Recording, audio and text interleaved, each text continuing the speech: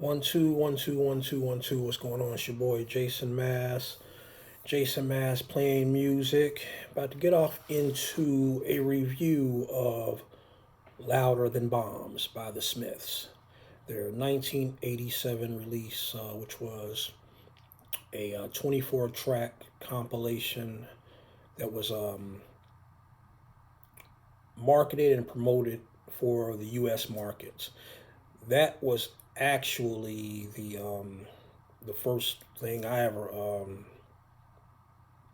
owned by the Smiths, ever heard by the Smiths. I believe was, I think the first song I may have heard by the Smiths. I may have seen the video for maybe "The Boy with the Thorn in His Side" from "The Queen Is Dead." That I might have seen that video before I came up on "Louder Than Bombs," but whatever. Yeah, so this would have been, I think I saw "The Boy with a Thorn in His Side" maybe about 86. Bought "Louder Than Bombs" in about 87. I would have been every bit of about 13 or 14 years old or so. Um, and yeah, very instrumental band, very instrumental album in my musical appreciation and development. Um, 1/3 of my Holy Trinity high school alternative rock acts would have been the Smiths, the Cure, and Depeche Mode.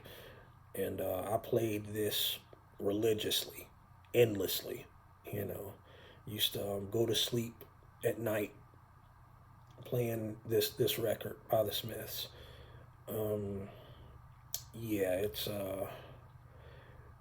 um, it's a very sentimental album for me personally because this is kind of where you're trying. I discovered it at an age where I was, you know, you know, you're 13 or 14, you're kind of awkward, you're trying to find yourself and trying to, figure out where you fit in. And the Smiths, it was music for outcasts, music for, the kids who was trying to figure it out. And I was a kid trying to figure it out. And it really spoke to this kind of, melancholy, isolation, depression, and things, teenage angst, I guess, that a lot of us go through. And I was no different in that respect. So it connected with me instantly, just like that. And this is the Smiths were one of those bands, you know, of the 80s in that era that were like contenders for the Beatles of the 80s. There was like the Smiths, XTC was in that conversation. I used to hear Duran Duran in that conversation. I think that's mainly not so much musical as it was the girls' reaction to Duran Duran that kind of put them in that conversation for Beatles of the 80s. And of course, the Police was also in that conversation. But the Smiths musically were definitely in that league as far as contenders for the Beatles of the 80s. So what we're going to do is what we always do a track by track conversation about, Louder Than Bombs. Here we go. Um, is it really so strange? Track one, a 9 out of 10 track. You know, easy going, agreeable. Opening to the record. Um, yeah. Let's see. What was it? Let's see. Yeah, I left the north again. I traveled south again. I got confused. I killed a nun. Blah blah blah. Yeah. Let's talk. But let's talk before we even get going. Let's talk about the brilliance of the individual components of the Smiths. You know, Morrissey wasn't a good songwriter. He wasn't even a great songwriter. Morrissey, as a lyricist and just a, you know, what he brought to the table, he was he's a brilliant songwriter, brilliant.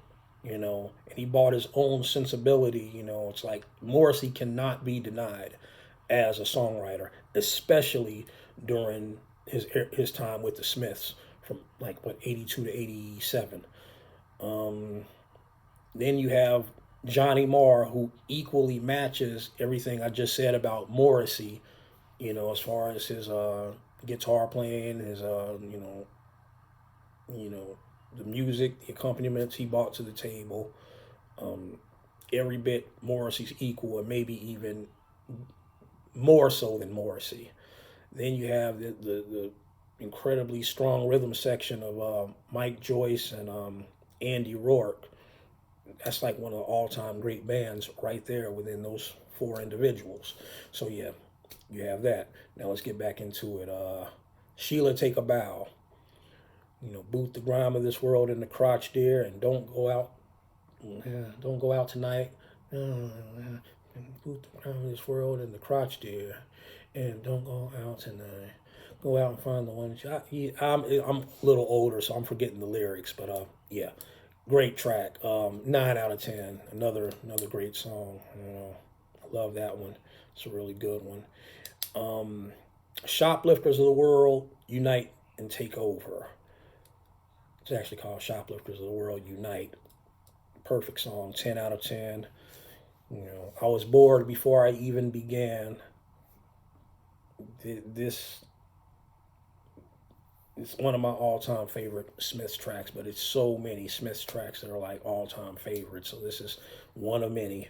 You'll hear me repeat that phrase over and over again. This is great. This is, one of my favorite, a perfect track. You'll keep hearing me say that because we're talking about the Smiths.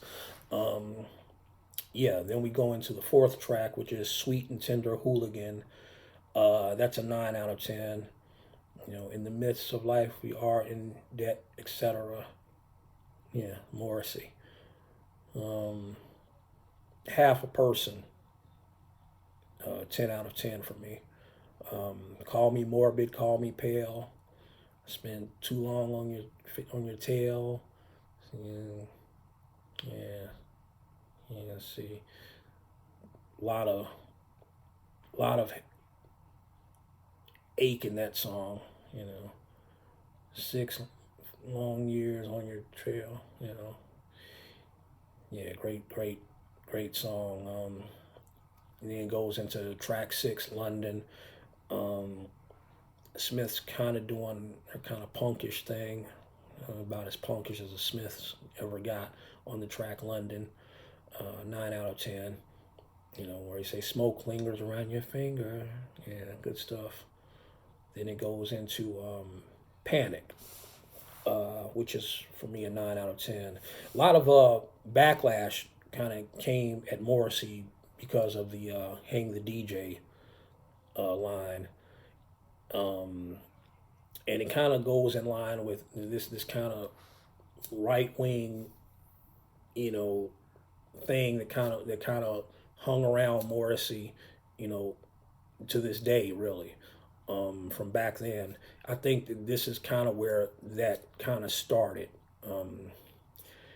Because Morrissey had this thing, where he was saying something to the effect of he felt like a lot of the pop music that was charting back then, like your Janet Jacksons and your Whitney Houstons or whoever, that it was like a conspiracy that they were getting on the pop charts and bands like the Smiths, weren't. It was kind of like that thing about guitar-based music not charting and more, synthesizers, kind of taking over, which I just take as just the natural evolution of just sound. I think in a lot of ways, for as much as I like the Smiths and a lot of guitar-based music, the guitar, I think, in many ways, have kind of made its statement as a musical proposition. And times change and people move on. And that's it. So all that relates back to the track Panic. Yeah, 9 out of 10. The next track, Girl Afraid, 10 out of 10. Perfect track. In the room downstairs, she sat and stared. Yeah, in the room downstairs, she sat and stared. I'll never make that mistake again. Great song. Shakespeare's Sisters, the next track, 9 out of 10. You know, it's that line he has. I thought that if you had an acoustic guitar, it meant that you were a protest singer. Or I can smile about it now, but at the time it was terrible. Yeah, classic Morrissey. 9 out of 10. Shakespeare's Sister. The next one was William. It was really nothing. 10 out of 10. Remember when they performed on Top of the Pops, Morrissey opened up his shirt and they said, you know, will you marry me? And it kind of coincided with that lyric, you know, within the song. Would you like to marry me? And if you like, you can buy the ring. She doesn't care about anything. You know, what was the line before that? How can you stay with a fat girl who says, "Oh, would you like to marry me? If you like me, buy the ring." Yeah, you guys know it. If you don't, go find out. Yeah, 10 out of 10. William, it was really nothing. The next one was you just haven't earned it yet, baby. 9 out of 10 track, and yeah, that was a pretty good one. And the 12th track was Heaven Knows I'm Miserable Now. 10 out of 10. I was looking for a job and then I found a job, and heaven knows I'm miserable now. Yeah, great track. The next track was Ask. You know, it's the bomb that will bring us together. 9 out of 10. Golden Lights. That was the next track. Golden Lights, displaying your name.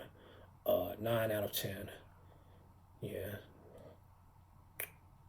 Then the following track is Oscillate Wildly, play on one of Morrissey's go-to favorite writers, Oscar Wilde, Oscillate Wildly. That's 10 out of 10. Great instrumental track. Great. It's just something, it just takes you to a certain time and place. It's hard to really articulate what it is about that piece of music, you know, that it's just perfect. Nothing they could have done better with that. I always wonder, like, would it have been any better if Morrissey actually did write words to it? But yeah, great instrumental track. Next track is These Things Take Time. 9 out of 10. You know, great song. And then we go into the last third of the record, which was starts off with the track Rubber Ring. Has a kind of slightly funk bass line, kind of funky accompaniment that kind of goes with that track. I love that song.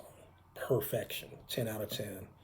You know, that part where he's, you know, do you love me like you used to? Rubber ring, rubber ring, rubber ring. Yeah, that's good stuff. Um, we go into the next track, Back to the Old House. 10 out of 10. Such a sadness to that song, you know. Yeah, what was it? When you cycle, when you cycle by, there begin all my dreams. The saddest thing I ever seen. Yeah, that's a hurtful song. Great piece of work.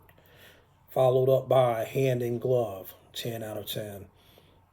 And it's weird when I listen to those songs now. It was like a lot of Morrissey's songs, you know, kind of they weren't gender specific, but you know I can as an adult listen to them now and see where it's like, okay, yeah, there was some homoerotic things going on, and I just as a kid was totally oblivious to it. As a 13, 14-year-old kid, I just liked the way it sounded, you know, like, you know, I connected to those all those Smith songs on some emotional level, you know, not even paying into getting into any aspects of the sexual overtones of much of it. But Hand in Glove, and it has that lyric, you know, Hand in Glove, the sun shines out of our behinds. Yeah, totally went past me as a kid, but you know, you get older, you live and you learn, experience things. You're like, oh, okay, I get it now.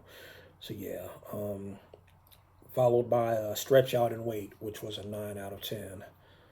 Another great track. Everything on this album, it's 24 pieces of music that's all great. You put this on and you just let it run. And I did that a lot. And yeah, Stretch Out and Wait. That was a 9 out of 10. Followed by Please, Please, Please Let Me Get What I Want. 9 out of 10 track. I remember, like, I think Dream Academy may have covered this, and it was featured in Ferris Bueller's Day Off. I just remember the music. I don't remember the words being there, but I remember the music playing at some point in Ferris Bueller's Day Off. So yeah, that's pretty good too. Then we go into the last 3 tracks, which are all perfect, perfect 10 tracks. This Night Has Opened My Eyes. It is something about this song. It, you know, that part where it sounds like uh, a, a baby being a situation where a baby is being abandoned by a parent that can't take care of the baby. You know, the lyric, wrap her up in the news of the world, dump her on the doorstep, girl. Yeah. Save your life because you only got one. The dream is gone, but the baby is real. Morrissey, he know how to hit you, man. He know how to make you feel like, oh, that was one of those great, perfect songs. 10 out of 10. This Night Has Opened My Eyes. Followed by Unlovable. And that lyric, I wear black on the outside because black is how I feel on the inside. It has a whole different connotation if you are African American or anywhere on the planet of African descent and you recite those lines. I wear black on the outside because black is how I feel on the inside. Morrissey low key didn't, and I know he didn't mean to do that, but he probably spoke up for a whole lot of us, black people, I mean, Sure he didn't mean to, but there's that. Yeah, 10 out of 10. Then Louder Than Bombs ends with the final track, Asleep, which is 10 out of 10. This is when my son was a baby. I used to have that on repeat in his when he was in his crib. He'd sleep to that song, Sing Me to Sleep. Yeah, he used to go to sleep to that. But all that said, the Smiths, Louder Than Bombs, 1987, 9.5 out of 10.